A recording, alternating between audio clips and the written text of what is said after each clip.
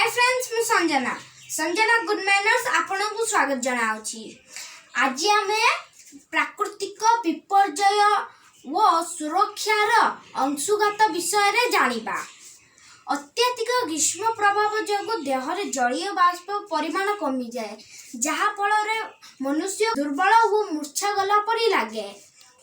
एहाकु अंशुगत कहा जाए।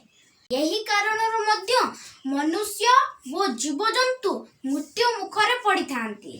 अंशुगत सुरक्षा व प्रस्तुति। घर बाहरिबा पूर्वर प्रचुर पानी पी वो जोता पिंधि बाहरिबा आवश्यक। घर बाहरिबा समय रे छता कला चश्मा ओदा गामुछा और टोपी सह पानी मध्य नेबा उचित।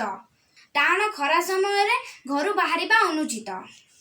मन रखंतु अंशुगत पीड़ित व्यक्ति को एका बेलके अत्यधिक पानी पीवा को दियंतु नाही। प्रति अध घंटा रे अल्प अल्प पानी सुस्थ हेबा पर्यंत देबा वो डाक्तरंग परामर्श नेबा। ओके फ्रेंड्स, आज का हम तो सरी गला, बाकी हमा नेक्स्ट वीडियो रे। बाय।